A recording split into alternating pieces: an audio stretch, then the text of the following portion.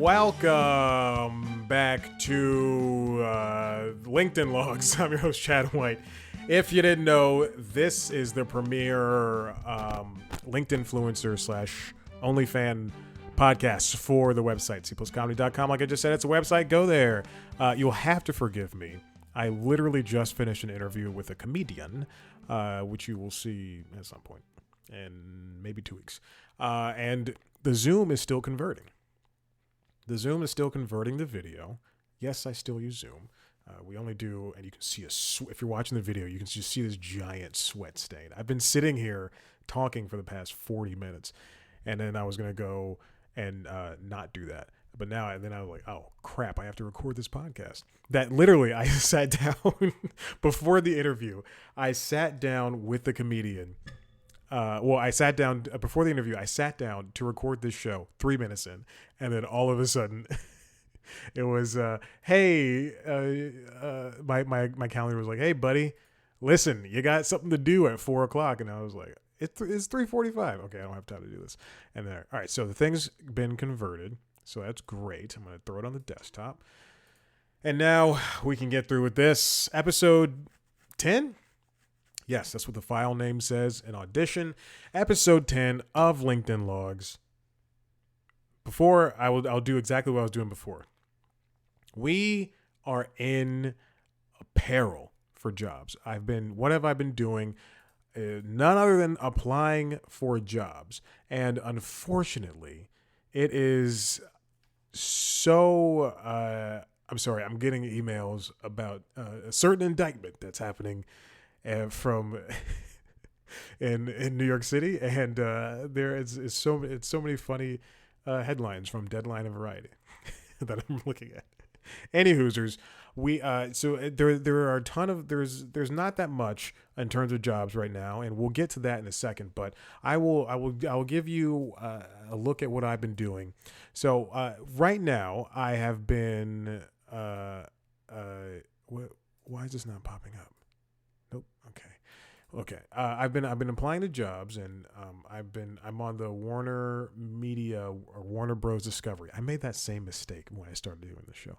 The Warner Bros. Discovery Workday. Let's see if I can not. Nope, that is the wrong thing. All right, let's see if I can do this. Everybody just got a full view of what my the plans are. The ideas are, and I might have to blur something out now. Anyway, the plans that were I just the entirety of the plans for if you're watching the video of LinkedIn Logs just showed, so I have to. Anyway, all right. So right now you can see if you're watching the video, and I'll describe it for the audio listener. I'm on the Warner Bros. Discovery Workday, and I won't scroll up any further because my email is visible up there, and I'm not blurring that out.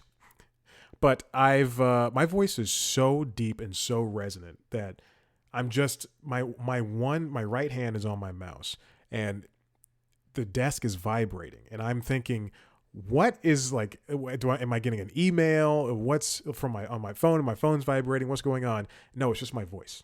That's how powerful I am. Oz, the great and powerful. Can we watch that movie anymore? So I click on the inactive. It's because James Franco starred in that movie. And also it's bad. I don't know. I haven't seen the movie in a long time. What was that, 2013? Let's see. Oz, the great and powerful, 2013. So I can here's the thing. I can go, this movie came out in 2013 and it stars these people, but I can't do math. I can't do math at all. I ain't good at no math. Now, if you look at my applications, you can see that the most recent ones, I'm looking at the inactive. I have 71 inactive. I've applied to way more. These are just the ones that are still here, and they go as far back as June 2nd, 2021. The most recent ones are March, February, and January. Now, this is not all the jobs. Prior to June 2021, I applied to, I'm not kidding, like hundreds of jobs. And then in the active slot, the most recent are 2 Marches and 2 Januaries. There are many that have either been deleted or are missing. it just entirely, or people were hired in those positions, or they were just taken away from the site and hired internally, whatever, what have you. But you can go back to right now. I have 15 that are active, and you can go back all the way to the earliest one is September, but then it's September 2022. But then after that, it goes December 2022 and onward. There are tons that are missing, and because I know that they're missing because I know what I've applied to before, and it is just a shame that they're not there anymore. You can see that they have the job requisition numbers, they have the title, but then they also have the application status. One of the worst things about I'll say Warner Bros. Discovery's Workday website is that they leave their application statuses unchecked, unkempt. They are all of the jobs that are that are grayed out, that are no longer available, that are still listed under active, are considered under active because they're under consideration. There are 2 jobs that I've applied to within this 15 that are still blued, that are still hyperlinks that I can still go through. Dang it! I scrolled back up. I scrolled up. I have to. I had to take something out. I had to blur something now. I had to blur my email. And it's unfortunate. It's a shame because of that. I also have to do some extra work, but that because of actually, I'm going to write that down now. I'm going to write down blur email. Blur email and Notion. There we go. So I don't forget.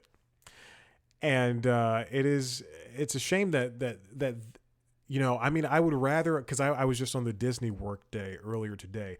I would very much rather have the Disney. My Disney Workday is admittedly just dozens and dozens and dozens of jobs shorter because they make it so hard to apply for jobs there. It's very true that their Workday goes directly to their employment website, and you have to click through, I would say comfortably 7 different pages in order to find, do you want to work in production? All right. What do you want to do in production? Do you want to do this in production? Okay. Well, and it takes you to 7 different pages. It's crazy. And it's hard to imagine that you have to keep applying to these positions over and over again in order to get them. It's just tough. It's tough. And they take away jobs all the time. And, it doesn't matter. At this point, I'm just grasping for straws. They have 81 open jobs, and they're all like IT based, and they've all been posted, upwards of 5 days ago. Okay, now that takes us into the jobs report. With Good Friday being on Friday, the jobs report has been released early. It's now jobs report is something that happens once a month on the second week of the month, and we're going to be looking at. Let me see. We're going to be looking at the jobs here. If you're watching the video, you'll see I just pulled up Yahoo Finance. The jobs report ushers in a new quarter, and there's things to watch this week. Now, this is written by Miles Udland over at Yahoo Finance, a website I do not like going to. I don't like Yahoo at all. In fact, I'm going to pop over to CNBC. Now, the jobs openings. This is from Jeff Cox at CNBC. They fell below 10 million in February for the first time in nearly 2 years. We're seeing, for the past couple of months, all I've been seeing on places like CNBC's Squawk Box or like basically any news organization, they've been saying jobs are available. That is not true. I've seen a lot of, especially in my line of work, a lot of layoffs. I've seen a lot of just frustration coming from people, from creatives. And then also, let's go into the tech industry. We've got Meta, Amazon, Apple. Has Apple done any layoffs? Let's see. Okay, I definitely didn't do anything. Apple layoffs.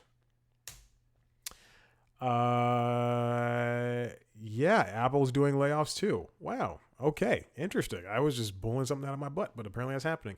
Now, the available positions totaled 9.93 million, which is a drop of 632,000 from January's downwardly revised number, according to the Labor Department's JOLTS. And the JOLTS stands for, let me go to LinkedIn because I also brought something up. That is called the Job Openings and Labor Turnover Survey. The first time that's the first time it dipped since May 2021. The first time it dipped under 10 million in May 2021. The quits rate apparently, which is people who quit, which is voluntarily, rose 2.6%. The ratio of openings to unemployed Americans fell from 1.9 to 1.67. The pre-pandemic ratio is 1.2.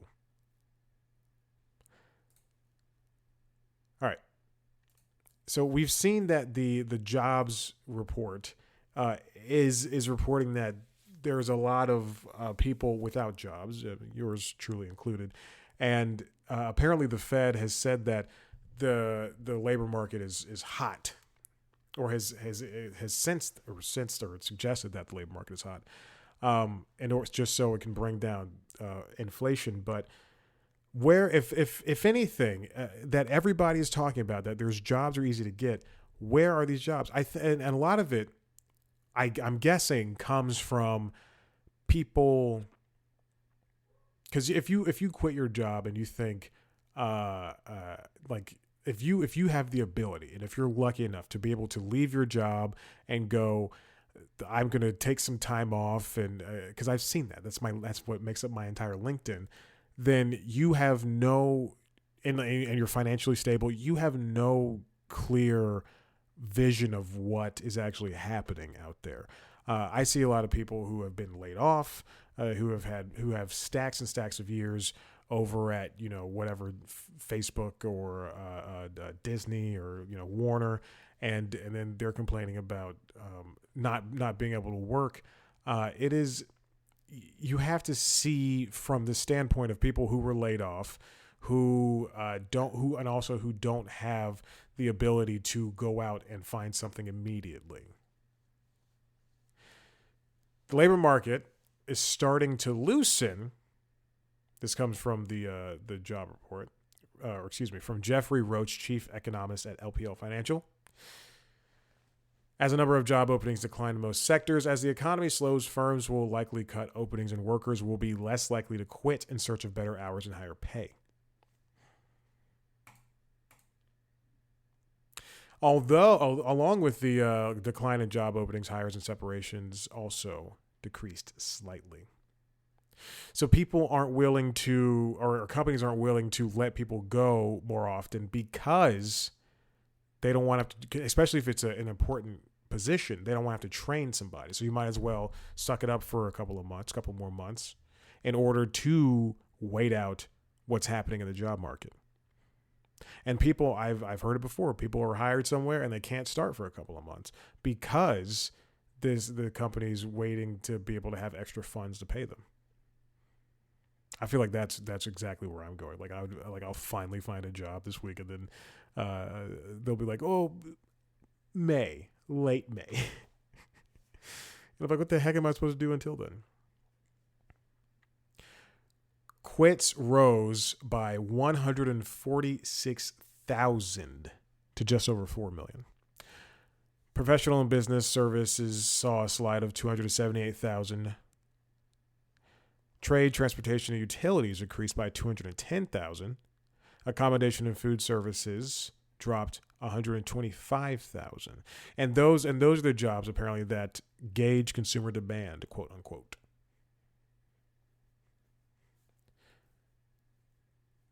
The JOLTS release comes 3 days ahead of the fresh non-farm payroll numbers for March.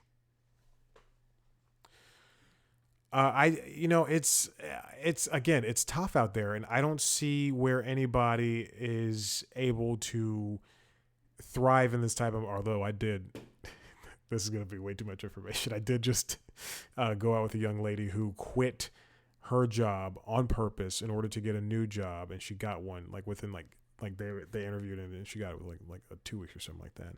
And yeah, I mean, good for her. I'm sitting here, I was like, well, I saw Dungeons and Dragons today. I spent $7 on a ticket. Gotta take that out of my food.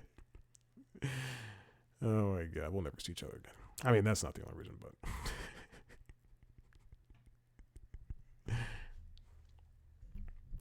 so with this drop, I'm wondering, when is there ever going to be an upturn? Like, is this just going to slide into a recession because we're in a recession like time?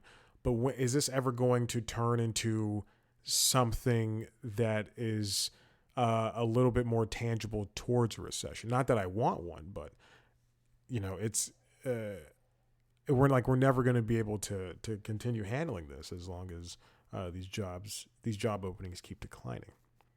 And by we, I mean me. I need a friggin' job.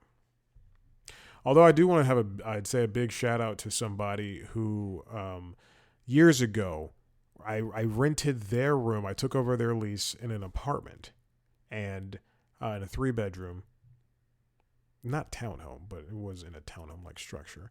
And I took over their bedroom, and this person reached out to me on Friday. Followed me on LinkedIn. And then Monday, I got a message from them. Hey, what do you do in the entertainment industry? And I was like, oh, I do, I produce essentially. And she's like, well then, I will reach out to people I know. I see you're looking for a job, and I know how hard it is. And then, no promises, obviously, but that is something that I very much appreciated, because it is so it's finally somebody going, not giving me this false, sense of hope of, hey, this is like you're smart, you're going to get a job soon or something, some crap like that. I mean, this is somebody who says, hey, I'm able to help. If I'm able to help, then I want to be able to help somebody. Because that's what I try to do. I try to help that person. I try to help people if I have any type of knowledge in that sector. And again, it's not just about jobs. It's also about just humans helping humans. There's a guy that works at my gym at the front desk, and he wants to edit videos, as a job. I asked him, just like, hey, what do you want to do? And he's like, I just want to edit. And I was like, oh, well, dude, what are you doing to do it? And he told me what he's doing. I'm like, all right, no matter what, just keep shooting video, keep editing. People love to see that. And that's it. That's the type of advice and nurturing that can happen when somebody with knowledge in the area, instead of me just going, well, keep at it. You got your thing. And I know they sound similar and they sound the same, but they're not. So shut your dumb mouth. All right, let's do this one last thing. I just clicked away from the whatchamacallit. Well, so I realized this is such a stupid bit.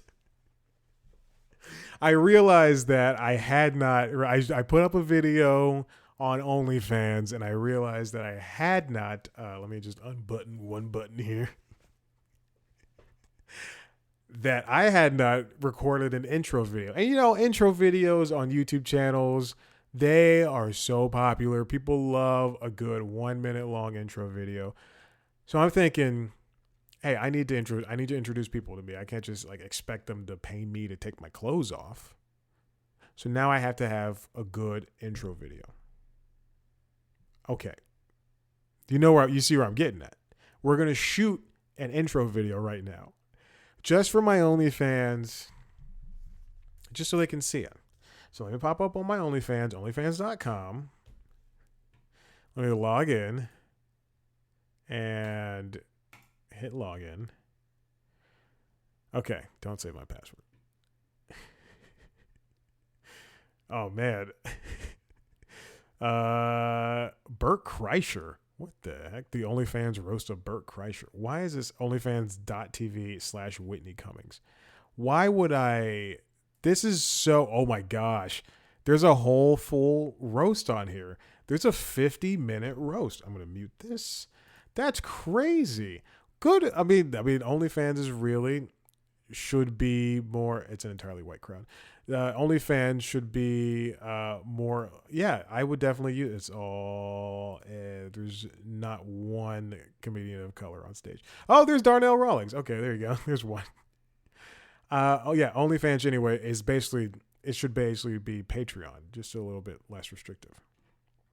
Okay, anyway, so let me get back to my profile. Let me get back to my profile. See the one video that I put up. All right, let me shoot my OnlyFans intro. I think it should be something, along the lines of me, just talking about myself and really, and also just showing off that I unbuttoned one more button on this button up, on this short sleeve button up I have on, Hawaiian style short sleeve button up. And I should really just talk about, how C plus comedy is, my bread and butter, my little baby girl. And yes, I gendered it. How C plus comedy is my little baby girl, and I am, or baby they, whatever. And and I am so proud of it, and it's going to be 10 years old in August, and I've been, I'm good at. So let's explain what C plus comedy is. C plus comedy is a website where I interview comedians, and I have a host of I host a bunch of podcasts as well as a news style show sometimes, and that's pretty much it. And I think that's what I should get along. And then, you can also follow us basically anywhere at C plus comedy, YouTube, Facebook, Twitter, Instagram, TikTok. What's the other one? YouTube, Facebook, Twitter, Instagram, TikTok. I guess that works. Basically anywhere that there's a social network, you type in at C plus comedy and you'll find this. And essentially, I sit down with comedians, your favorite comedians. Who are some people you like? You like Craig Ferguson? I've sat down with him. You like Maria Bamford? I sat down with her. I can't think. Ron Funches, Jermaine Fowler. Apparently, years ago, I'd spoken to Janelle James, and I remember I sat down. I remember watching the pilot to Abbott Elementary when it aired on ABC. Really on Hulu, that's when I watched it. And I remember seeing her and going, oh my God, I talked to her before she was now super famous. I've talked to Jimmy Pardo, the Sklar brothers. Let me get a woman. Alorico Martin, Jen Kirkman multiple times. I've done it all. Spanish Aki Presents, Chris Gethard. I'm just naming Lyric Lewis most recently. Kurt Fuller, that'll be coming out, famous character actor. I've talked to so many, Megan Amram, Adam Devine, Matt Brogger. I've talked to Michelle Ortiz, Mo Welch. I've talked to so many people, and I'm good at it. And you can hear in these interviews when people go, oh, it's a good question, Josh Gondelman, who's written for Desus and Mero and Last Week Tonight, goes, that's a good question. Larry the Cable Guy goes, that's a good question. I've talked to a lot of people. I just realized that. I talked to so many great people, and I don't make money from it. I don't make money from it. I would love to. But right now I don't. And that's what makes me stand out. I see sometimes. I'll see somebody else in my similar position, and I'll click on their interviews, and I'll be a little bit pissed off because they got somebody like pretty big, and I'll be like, how in the world did this person get somebody pretty big? Oh, it's because they have 6,000 followers, as opposed to my 120 or 105 or however many is on the YouTube channel, and then I'll look at the interviews. And they'll have ugly camera angles, or they'll more than likely just have bad questions. And me, I have good questions. I'm so smart and so good at what I do because I just have a conversation with the comedian. I always just or the entertainment person. It's not always a comedian. I talk to people and I treat them exactly as they should be treated, exactly the same as I want to be treated. And we have fun. We make jokes. I ask them I don't ask them how they got into comedy. I ask questions along those lines. I lead them to it. If I was in Law and Order and I was a lawyer, if I was prosecution, or defense, talking to a person on the stand, the other person would be like, the other lawyer would be like, objection, leading. And then the doctor, I was going to say, the big judge guy is going to be like, if you watch the video, you just saw me look down. Nova is very hungry and she's walking around my legs right now. Oh, my little baby. And the lawyer will be like, hold. Wait, what does he say? Objection, sustained. Okay, boom. There you go. Anyway, that's what C Plus Comedy is. And then also, 3 different podcasts and their video podcasts and everything like that. And then also News Time, which is the second longest thing I've been doing. Actually, that might be the longest thing I've been doing.